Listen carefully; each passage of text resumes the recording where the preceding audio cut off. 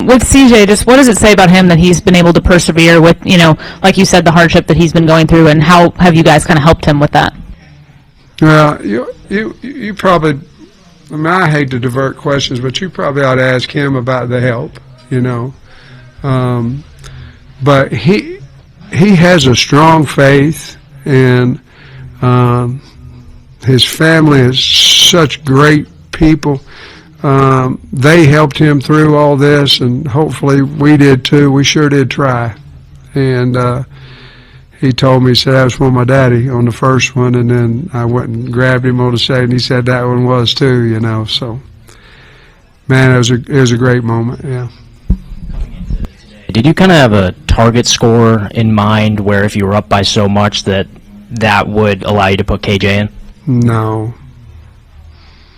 And then I guess just his limited time, he had that touchdown pass to Washington. Just what'd you think of him? Yeah, I thought he did a good job. I think his first drive in there, we went down and scored, and then the second one, I don't know, I can't remember what happened. I think we ended up having a couple of incompletions on it, didn't run it well on first down. But yeah, I thought he played well. First drive of the year, he takes us down there and scores and throws a touchdown pass. He and also Taylor Green weren't afraid to take a hit. I guess, are you wanting them to be a little bit more conservative, or just kind of cut them? I want them to play football. Sam, Mike Washington in that third quarter drive, getting outside on the left end, 30-yard run, then the 27-yard catch and run on the sideline. He was explosive in the scrimmages. Is he going to have a bigger workload moving forward? You had a balanced attack today. We've got three good backs, so we think Mike's number one in that rotation.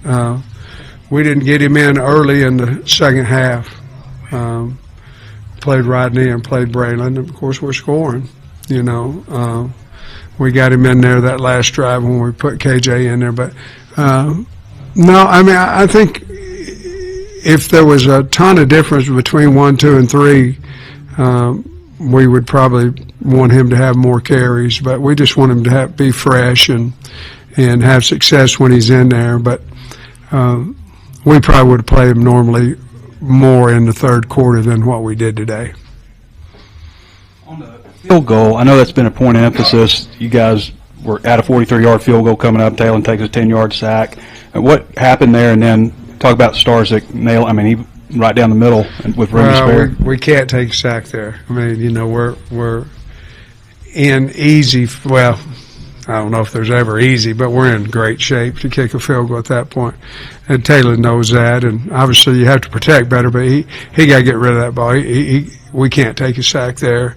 But once I saw where it was on the 35 and, in our meeting before the game, Scott takes him out there to kick, and he said 36 both ways. So I'm not the brightest guy, but 35 is less than 36. So right when I saw it, I said, okay, field goal, and we nailed it. So we can't take a sack there. We've got to get rid of the football. We got to protect it better as well. And but when I found out I was on 35, that was a no-brainer for me because I got a lot of confidence in him. Was Justice? Did he play? Justice Boone? Yeah. Yeah. Mm-hmm. He didn't start for us, but he played quite a bit, yeah. Was that just a week of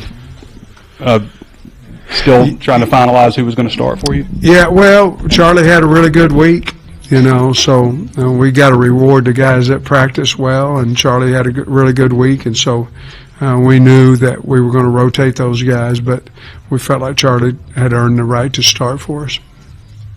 Defensive side of the ball, a lot of emphasis on sacks and turnovers in camp. Just how good did it feel to maybe get one of each in the second half, and specifically for Quincy? It did, and it changes the game because I believe one of them, I don't know if it was a sack or just jailbreak, where we went in there and got the fumble as well. But we've got to continue to do more of that.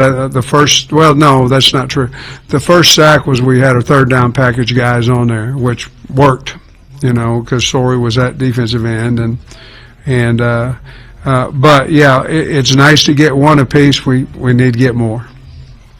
3 different venues coming up in the next 3 weeks, starting in Little Rock with Arkansas State. Just your thoughts on maybe how you think this game prepared you guys to move forward here. Well,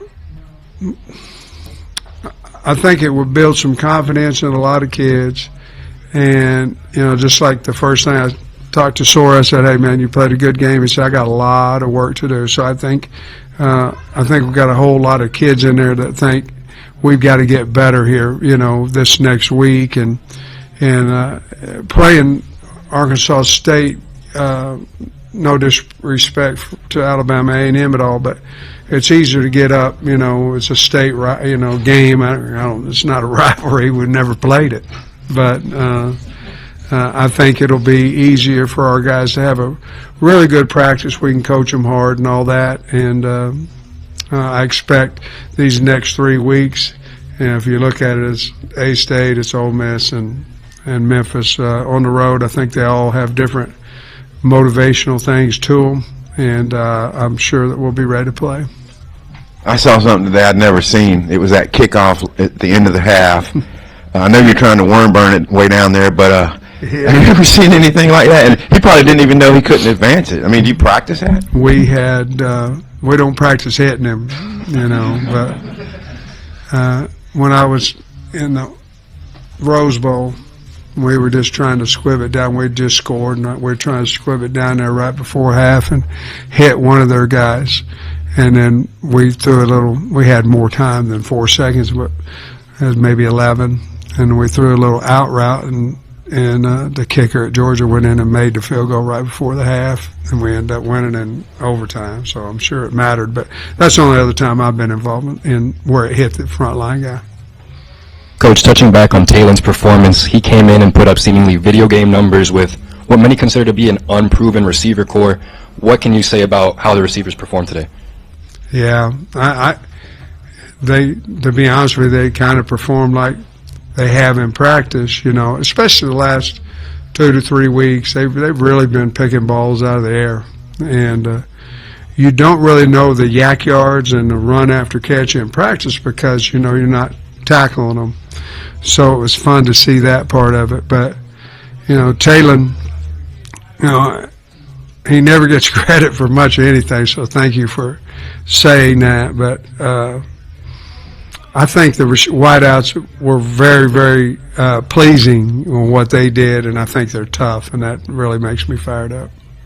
I think you mentioned when we spoke to you earlier this week, it's an opportunity to see maybe guys that are better in a game maybe than practice, and Shakur, like, physical in the run game. Is he a guy like that, and how impressed are you with his performance today? Well, I mean, he came up, several times. A really good tackler out there. I think, you know, you look at Omega Blake is one of those guys as well. You know, Caleb Wooden, I saw him make some good things happen tonight. So, yeah. And then once I watch the tape, maybe Monday I'll have even a better answer for you. But Small stood out, like you said, because he was, you know, coming up there and laying it to him, you know, pretty good. Coach, appreciate you. All right, guys, appreciate it.